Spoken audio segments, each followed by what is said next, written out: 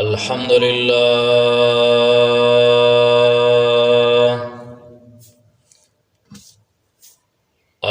لله نحمده ونستعينه ونستغفره ونؤمن به ونتوكل عليه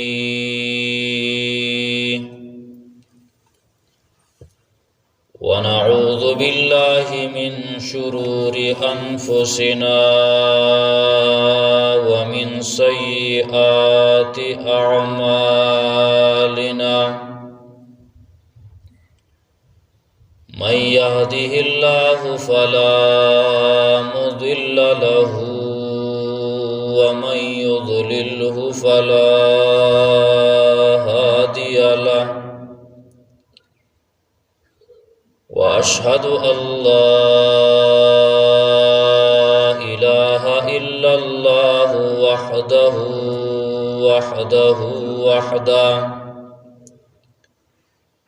لا شريك له ولا نظير له ولا ولد له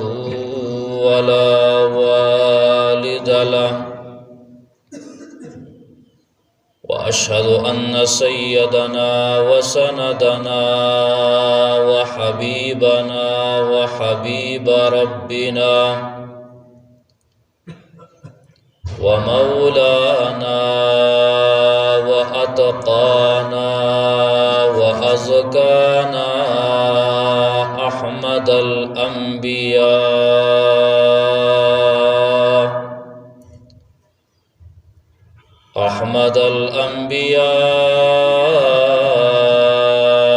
محمد صلى الله تعالى عليه وسلم. أما بعد فأعوذ بالله من الشيطان الرجيم.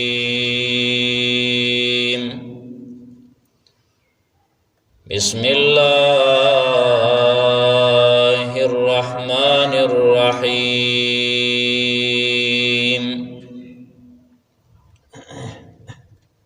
وعلى الذين يطيقونه فدية طعام مسكين فمن تطوع خيرا فهو خير له وأن تصوموا خير لكم إن كنتم تعلمون.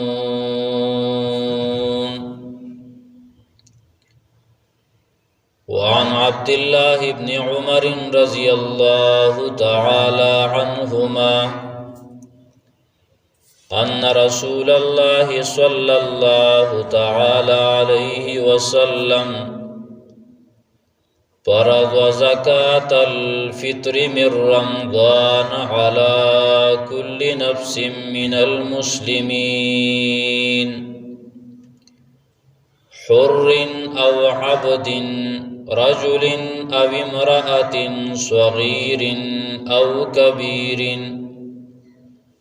صاعا من تمر أو صاعا من شعير.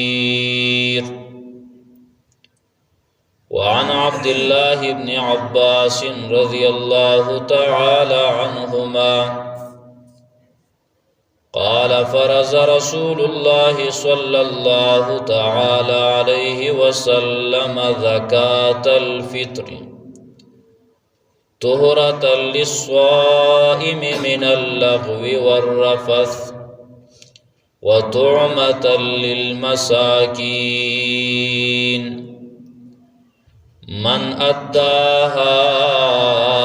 قبل الصلاة فهي زكاة مقبولة ومن أداها بعد الصلاة فهي صدقة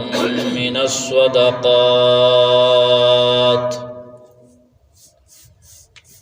سبحان ربك رب العزة عما يصفون وسلام على المرسلين والحمد لله رب العالمين.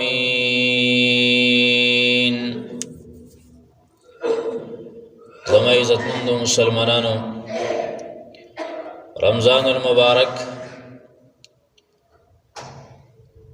دا بهترینی ورځې او شپې دا تیریږي. دا اوس دویمه عشره د رمضان المبارک شروع ده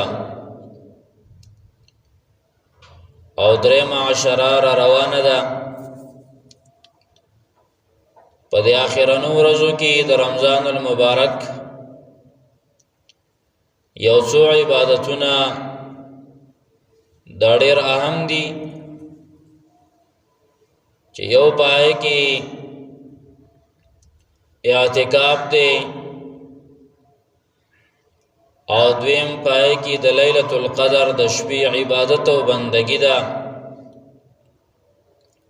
چې دا اعتکاف هم د شپې د عبادت د موندلو لپاره اعتکاف کېدل شي. او دریم اهم عبادت پدې کې سرسایه ده. اگر چې د سرسایه او د فطرانه د لازمېدو وخت د اختر د ورځې سهار چې کله شي د هغې نه شروع کېږي د اختر د مانځه پورې، دغه ټیم د هغې د وجوب دی او د لازم کېدلو دی. یو انسان دی صاحب استطاعت دی، طاقت ور سره دی او دغه انسان د رمضان المبارک کې د ژوند دیو خدا اختر د شپې هم تیر کړه، خدا سحر صبح صادق یعنی د سحر چې کوم ټیم داخليږي د مانځه د هغې نه مخکې وفات شو، نو دغه انسان باندې سرسایه د هغه باندې نه وه او نشته پې. او کم یو ماشوم په دې ټول رمضان المبارک کې یو ماشوم نشته، څوک پیدا نه دی، خو دغه اختر د ورځې دا سحر چې دی د دې نه مخکې پیدا شو، لږ مخکې پیدا شو، نو په هغې باندې داغه پترانه او داغه صدقه په پلار باندې لازمه ده. ها یو ماشوم د اختر د مانځه نه وروسته پیدا شو، نو د هغې پترانه بیا نشته. نو د دې چې کوم صحیح ټیم دی او د دې د وجوب ټیم دی چې پای کې په انسان لازم کیږي، نو هغه دقه د اختر د ورځې سحر چې کله د مانځه ټیم رواشي د دې نه والا تر د اختر د مانځه پورې دا ټیم د هغې د وجوب دی. ها جایز دی چې انسان یې مخکې ورکوي، بالکل جایز دی، خو لیکن هغه د وجوب ټیم دی. نو ځکه چې مسلمانان اکثر هغه مخکې ورکوي، نو د هغې مسلې نن بیانو څه نه څه مختصرا ټولې مسلې بیانول هغه د ټیم کې نه کېږي. اوله خبره به دا کوو چې سرسایه څومره ده او څه ورکول پکار دي. دویمه خبره به دا وکړو چې سرسایه چاله ورکولی شي او چاله نشي ورکولی. او دریمه خبره به دا وکړو چې مسافر خلک به سرسایه څنګه ورکوي، ځکه دا هم اهم مسله ده. څلورمه خبره به دا وکړو چې سرسایه کله پکار ده. او پنځمه خبره چې په دې کې څه پیدې دي. او شپږمه خبره صدقه فطر سرسایه په چا باندې لازم ده، د دې نصاب شته او که نه. نو عزتمند ټول نه اولنۍ خبره سرسایه څومره ده. نو دا د احادیثونه د رسول الله صلی الله علیه وسلم نه معلومیږي چې دا پار یو شي کې سوا یو اوګه لکه دا حدیث ما ویلو عبد الله ابن عمر رضی الله عنهما فرمایي چې ان رسول الله صلی الله علیه وسلم فرض زکات الفطر من رمضان رسول الله صلی الله علیه وسلم دا زکات د فطر یعنی سرسایا فطرانه دای لازم کړل علی کل نفس من المسلمین بار انسان د مسلمانانو باندې او دلته علما ذکر کوي بعضی وای فرض ده بعضی وای واجب ده واجب او فرض یو بل ته ډیر نږدې دي لکه څنګه چې د فرضونه انسان انکار کوي نو کافر کیږي او دارنګه فرض چې څنګه لازمی دي فرض چې څنګه لازمی دي او ضروری دي نو دغه شان واجبم لازمی او ضروری دي رسول الله صلی الله علیه وسلم ویدا لازم کړلی په هر مسلمان باندې حر او عبد کازاد یو که غلامی رجل او امرات سړی دی او که خزا صغیر او کبیر وړوکی دی او که غټ مقدار نبی علیہ السلام خودلې دی صاع من تمر یو اوګه د کجورنا او صاع من شعیر یا یو اوګه د وربشنا عزتمندو نورم چې څومره حدیث وکتلې شي نو پای کې دا څو چیزونه راغل دي څومره روایت د صحابه او آثارم چې وکتلې شي پدې کې جوار ذکر شوی دي غنم ذکر شوی دي وڅ کې ذکر شوی دي داشان کجوري ذکر شوی دي او په بعض روایتو کې پنیرم ذکر شوی دي دا پاغه ټیمونو کې نبی رسول الله والسلام یو سوا ویلو صرف غنم چې کم دی غنم پاغه ټیم کې ډېر کم ملاوي دا د یو ګران شیو قرآن خدا نن سبا د ټولو نه د ټولو شیزونو ارزان د غنم د سرسایه ده خو په هغه دور کې د ټولو نه ګران غنم دا نه پیدا کېده نو چې غنم نه پیدا کېده نبی علیہ الصلوۃ والسلام صحابه داغي آثارو کې راځي چې بیا دا نیم اوګې دي خصوصا د معاویه رضی الله تعالی عنہ پر روایت سره نیم اوګې نور هر یو شی دا پورا اوګې او دینه څومره مقدار نن سبا کې راځي ځکه هغه اوګې نیم اوګې صاع نصف صاع دا نن سبا خلق نه پیژني نو صاع چې کوم ده نو دا 3 کیلو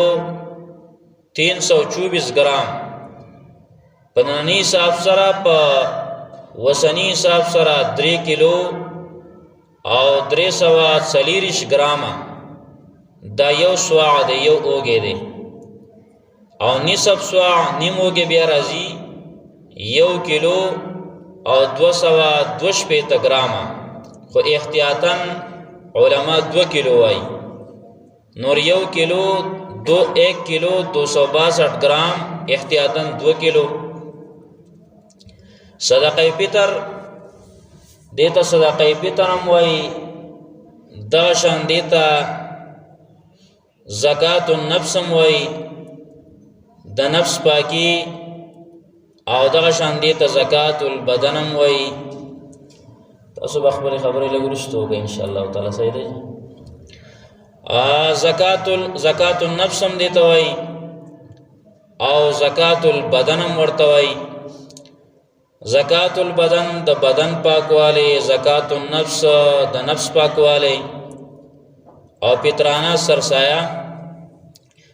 نو 2 کیلو د غنم راځي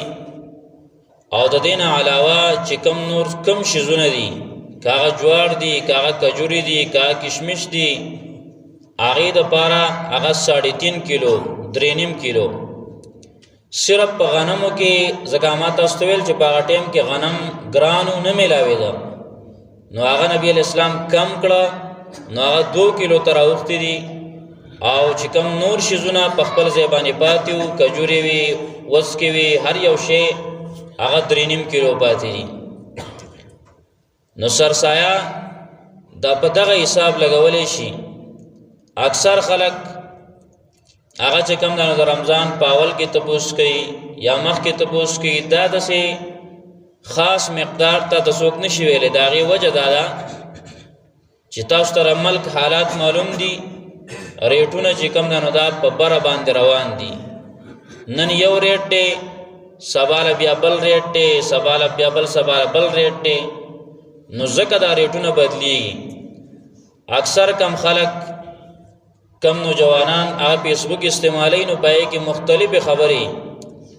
چا 340 روپۍ لیکلی، چا 300 لیکلی، چا 320 لیکلی، چا 400 لیکلی، او چا چې کم نو 250 لیکلی. دا هغې وجه دا ده چې یو خو ریټونه دا په بره باندې روان دي. نو دین وجه نه بهتره خبره دا ده چې سرسایه بالکل د آخري ټیم دا ورسولی شي، ځکه چې اصل د وجوب وقت د دی او د لازم کېدو وقت د دی خو اول نه دی. د دې د لازم کېدو وقت هغه د آخري د رمضان المبارک آخري ته دی. نو د دې وجه نه دا وروستو کول پکار دی چې هغه ټیم کې کم ریټ یې دی، نو هغه موافق چې کم نو حساب ولګولی شي. بیا غنم موږ چې څومره معلومات وکړه، نو غنم دا په مختلفو ریټونو باندې مختلف ریټ څخه خو خراب هم پکې شته. نو بعضې غنم هغه په من چې کوم دی نو هغه په 6200 باندې دي، بعضې غنم داسې دي چې هغه په 5500 باندې دي، 5500، او بعضې غنم هغه په 5000 باندې دي. مختلف ریټونه دي. نو دې درمیانه حساب چې ولګولی شي د 5500 چې دا درمیانه غنم دي، نو په دې باندې تقریبا چې کوم دی نو هغه 250 روپۍ هغه جوړیږي. نن سبا کې 250 روپۍ جوړیږي، خو احتیاط په 300 کې دی. احتیاطاً مسلمانانو له پکار دي چې 300 هغه فطرانه او سرسایه ورکي د غنمو. دا د هغه خلکو دپاره هغه بیخي چې کم خلک غریبان خلک دی، مطلب دا چې فطرانه پشته هغې باندې لازم ده، خو هغه ډېر مالداره نه دي. نو د هغې دپاره دا د غنمو حساب کېدلی شي. دا د غنمو حساب دی 250 روپۍ هم ورکولی شي، او که 300 یې ورکړلی نو احتیاط په دې کې دی چې 300 ورکړلی شي. نو دا مسله م یاده کړله. اوس د 13 روژو پیدیا لکه ځینې مسلمانان داسې روژې نشي نیودلی، دایمي مریض دی یا داسې مشران دي چې د هغې د روغېدو امکان نشته، نو د هغې روپۍ چې جوړېږي 900 روپۍ د دې ټولو 13 روژو جوړېږي 900 روپۍ. دا ټوله د دې فدیه ده. د جوارو نه چې جوړېږي نن سبا کې نو هغه 325 روپۍ هغه سرسایه د جوارو جوړېږي، ځکه هغه کې 3.5 کیلو دي. د کجورو نه جوړېږي 1462 روپۍ. چاله الله وس ورکړی د کجورو حساب دی لګئ 1462 روپۍ د یو کس فطرانه د کجورو. 1422 کشمش چې کم دي دام 3.5 کیلو د دې حساب چې ولګولی شي د یو کس فطرانه راځي 3500. د هغه خلک چې الله هغې له وس ورکړی داسې نه ده چې هر کس به چې کوم د غنمو حساب لګئ. خلکو ځان له کار کتلی که نه، که چېرته دی کپړې الي نو کپړې خو د کور ته راوړی شي، هغه د 10,000 جوړه هم اخیستی شي. پای کې دی وایي نه زه د غریبانو شانته کې په 1000 روپۍ جوړه نشم اخیستی. هغې کې دی مالداري کوي، خو چې د سرسایه خبره راشي چې بس مونږ غریبان یو مونږ به هم د غنمو حساب لګو. نه، ته خپل ځان ته ګوره، ته چې څنګه په اختر کې به ځان خرچه کې او بل غریب انسان دی هغه به ځان څنګه خرچه کوي. نو غریب د خپل وس مطابق هغه باندې د غنمو حساب دی، او کم سړی چې مالدار دی الله ولا وس ورکړلی هغه به د کجورو حساب لګوي، د کشمش حساب به لګوي. نو د دې مسله دا شوه احتیاطاً د عام مسلمانانو سرسایه هغه 300 روپۍ شوه احتیاطاً 250 هم چا ورکړی نو جایز دی خو احتیاط په 300 کې دی او هغه مسلمانان چې هغه لږ ښه دي نو هغه د کجوري حساب وکړي 1462 او که چا ډیر وس کېږي او ډیر ښه دي ماشاءالله نو هغه 3500 دی یو کس دا د سرسایه مقدار شو د یوه خبره وه سرسایه څومره ده بله خبره سرسایه چاله ورکولی شي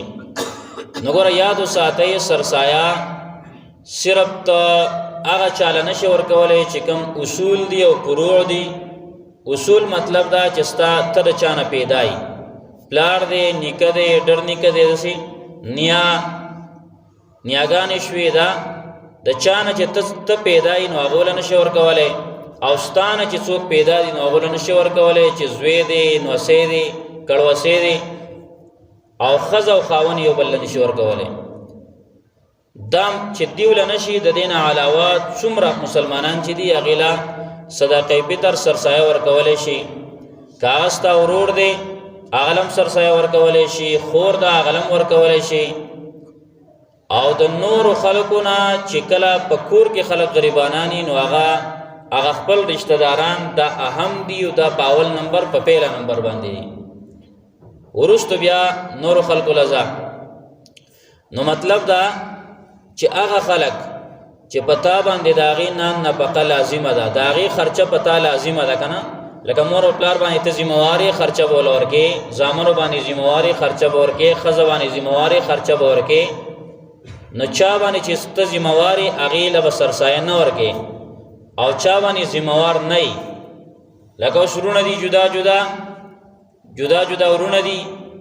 او هغې حساب کتاب جدا دی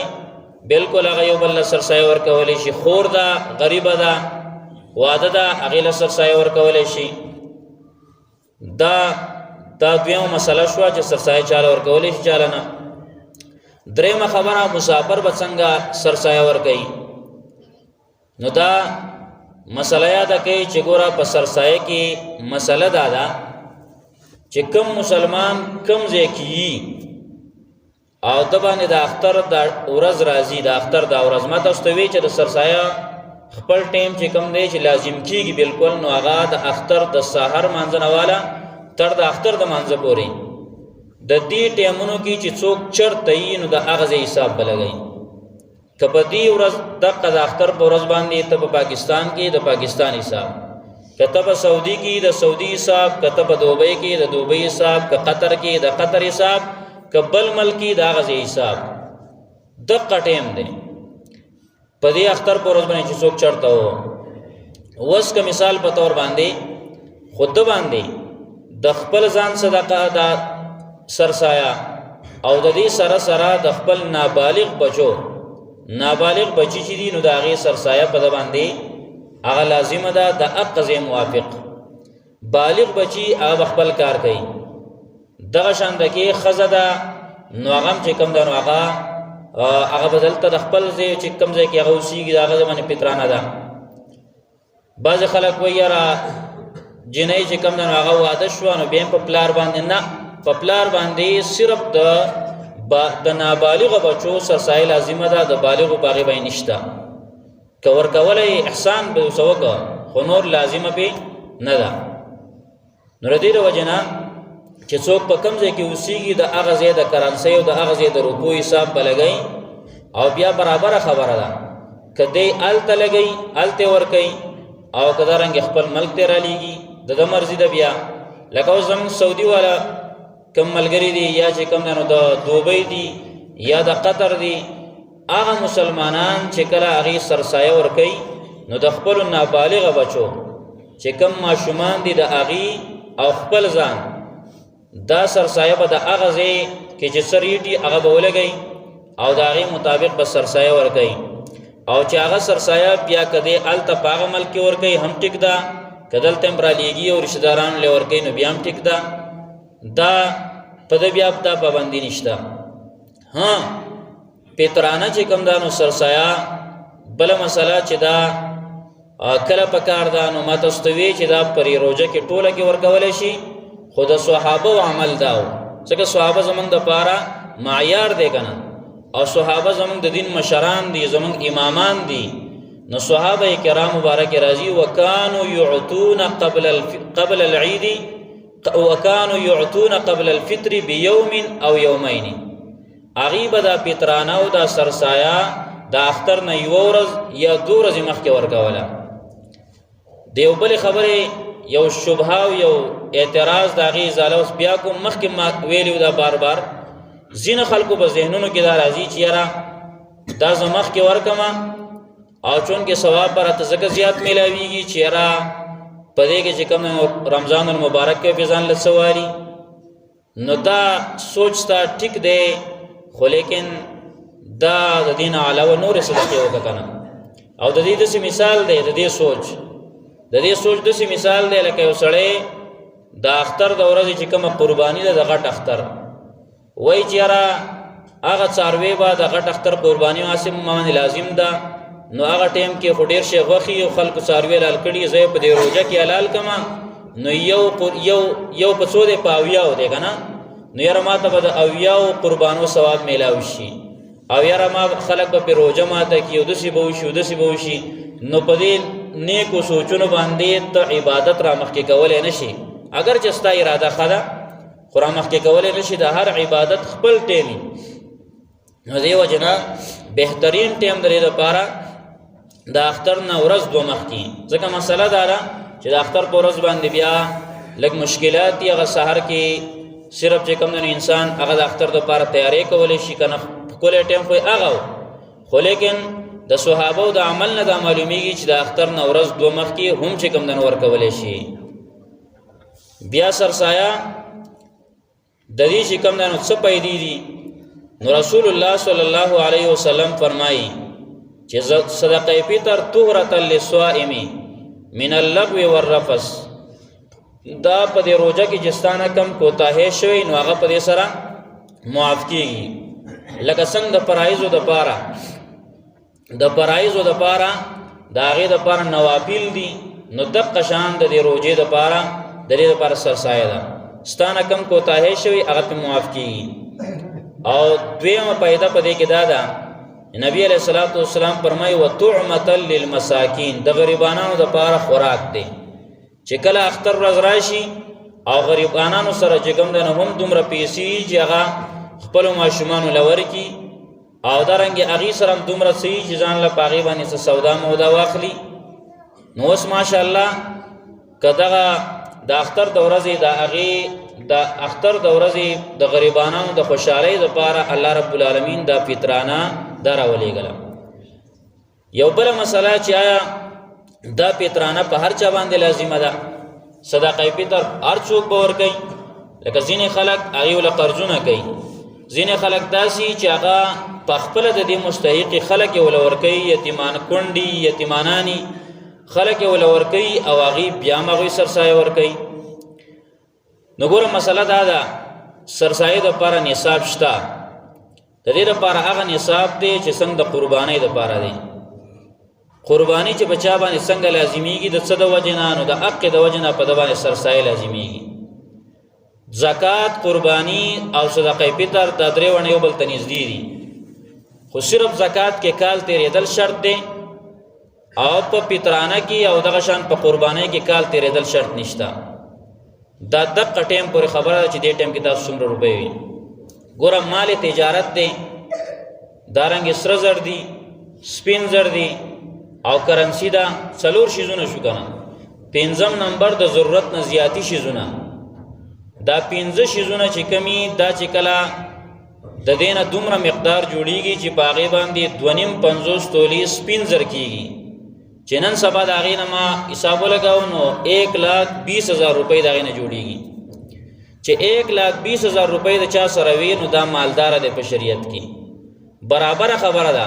که دا 1,00,000 روپۍ تا سره د سرو په شکل باندې وي، دا 1,00,000 روپۍ تا سره د سپینو په شکل باندې وي، دا 1,00,000 روپۍ تا سره د دکان کې د سودا په شکل باندې وي، دا 1,00,000 روپۍ تا سره د ضرورت نه زیاتی سامانونو کې وي، خو 1,20,000 روپۍ چې نن سبا چا سره وي نو په هغه باندې صدقه فطر هم لازمه ده او په هغه باندې قرباني هم لازمه ده. دا په شریعت کې مالدار دی. 2.50 تولې سپین زر چې دا نن سبا دغه 1,20,000 جوړیږي. دا چې کوم دی نو برابر خبر ده که دا چا سره قرض یې ښودي دي خو دومره و نو په ده باندې صدقه فطر لازمه ده، دا به خامخا ورکوي. د دې نه علاوه چې به چا باندې نه ده لازمه ورکولې نو ثواب یې کېږي خو لیکن لازمه پې نه ده. لازمه او په دقه چا باندې چې په هغې سره دومره مال شته 1,20,000 نن سبا کې هغه سره د اختر په ورځو څه ورسره یي نو په هغه باندې به جیب کې نه که دکان دی بل دی ضرورت زیاتي شی نه دي. د ضرورت نه زیاتي شیونه تاسو ته ویمه لکه دا خلک وایي چې ضرورت نه زیاتي شی به لا څه مثال په طور باندې ستا یو کور کې سامانونه دي لوښي دي هغه لوښي په ټول کال کې راوانغېستلی شي دا د ضرورت نه زیات دي. هسې شوکیس کې پراته دي او د ټول کال تیر شي او راوانغېستلی شي دا د ضرورت نه زیات دي. دغه شانته کې ستا 2 ګاډي دي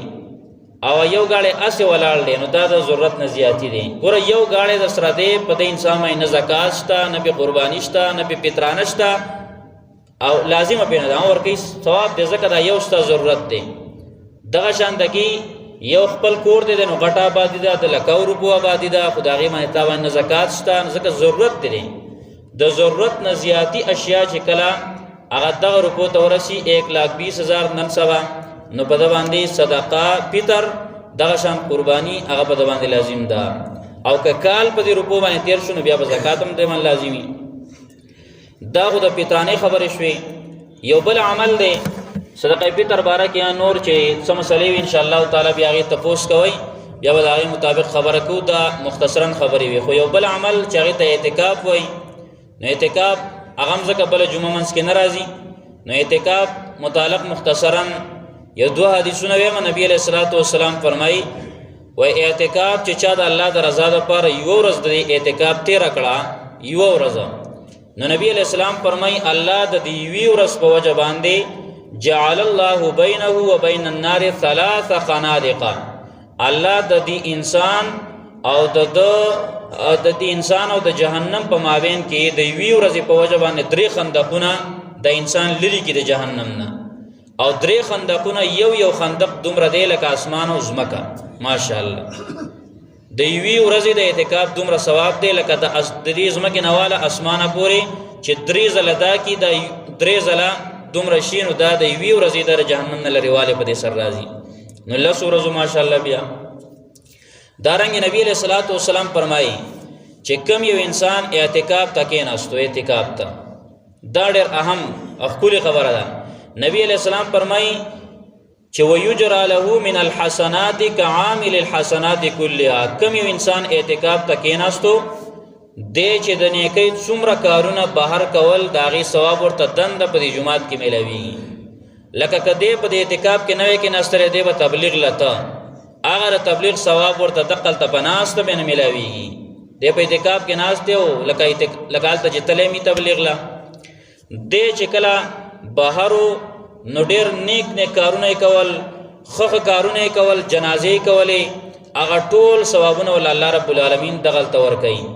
نو انشاءالله تعالی د اعتکاف متعلق به بیا هغه خلک چې هغې کې ناسته هغې ته به نور مسایل انشاءالله تعالی بیانو. نو دا به د شلمې ورځې د شلمه روژه چې کومه ده د شلمې روژې چې کومه ورځ ده د هغې چې کله نور پرېوځي د دې نه مخکې کېناستل پکار دي چې 11 تاریخ د منګل ورځ راځي. د منګل ورځ 11 تاریخ هغې چې کله نور پرېوځي د هغې نه مخکې کېناستل غواړي. نو دا یو څو خبرې وي د اعتکاف متعلق او دارنګې د سرسایه متعلق. الله رب العالمین دې د عمل توفیق را نصیب